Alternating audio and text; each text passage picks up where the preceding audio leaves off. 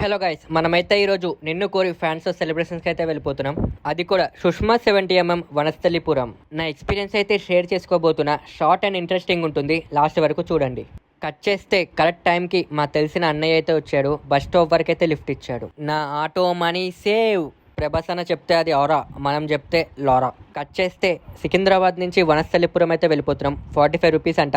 Rohit Sharma for a reason. ముఖ్యంగా మనం అంత దూరం వెళ్ళడానికి కారణం మనం ఫస్ట్ టైం అనమాట సుష్మా థియేటర్ వెళ్ళడం. సో ఒకసారి ఎక్స్పీరియన్స్ చేద్దామని అయితే వెళ్తున్నా. ఒకవేళ మీరు కూడా సుష్మా 70mm వెళ్తే మీ ఎక్స్పీరియన్స్ ఏంటో కామెంట్ చేయండి. ఫైనల్ గా వనస్థలిపురం అయితే వచ్చేసాం. గూగుల్ మ్యాప్ లో సుష్మా 70mm కొడితే లొకేషన్ ఏమో డీమార్ట్ దగ్గర ఎండ్ అయింది. తర్వాత ఇంకో పర్సన్ అడిగితే స్ట్రేట్ వెళ్ళి రైట్ తీసుకోమని చెప్పాడు.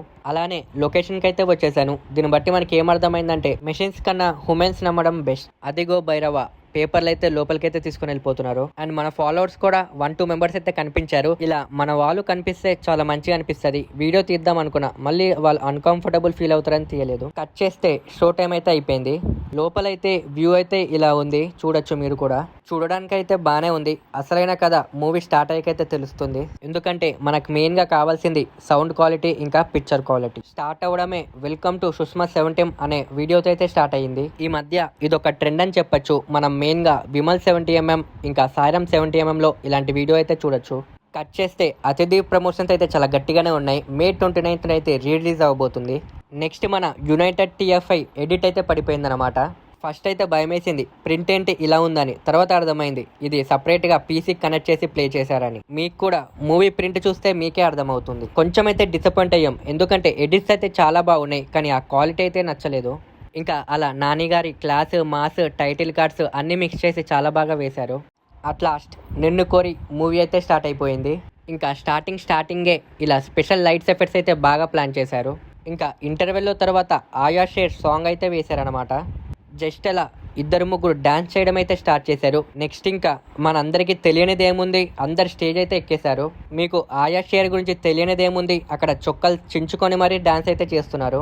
ఇంకా మధ్యలో ఈ స్పెషల్ ఎఫెక్ట్స్ అయితే ఇంకా అట్రాక్షన్ అయితే ఇచ్చింది. నెక్స్ట్ అయితే ప్రభాస్ అన్న ఎడిట్ అయితే వచ్చింది. మీ అందరికి డౌట్ రావచ్చు ప్రభాస్ అన్న ఎడిట్ ఎందుకు వచ్చిందని. ఈ ఫ్యాన్ షో ఎవరైతే ఆర్గనైజ్ చేశారో వాళ్ళైతే డైహార్డ్ ఫ్యాన్స్ అనమాట. నెక్స్ట్ ఈ ఎడిట్ అయితే అన్ఎక్స్పెక్టెడ్. అసలు ఈ ఎడిట్ స్క్రీన్ పైన చూస్తే అలా చూస్తూ ఉండిపోవాలనిపించింది. నిజంగానే వీళ్ళిద్దరికి పెళ్ళైపోయిందా అనే వైబ్స్ అయితే వచ్చాయన్నమాట. కట్ చేస్తే సెకండ్ హాఫ్ లో మన బాయ్స్ బ్రేకప్ యాంథమ్ అయితే వచ్చేసింది. చూసారు కదా ఎలా వెళ్తున్నారో. ఇప్పుడు మనం కూడా కొంచెంసేపు మన ఎక్స్ గర్ల్ ఫ్రెండ్ ని ఫీల్ అయినట్టు ఊహించుకుందాం. ఇంకా క్లైమాక్స్ లో నానిగారి యాక్టింగ్ అయితే పీక్స్. లాస్ట్ లో ఆ వాకింగ్ స్టైల్ కి అయితే సపరేట్ ఫ్యాన్ బేసే ఉంది.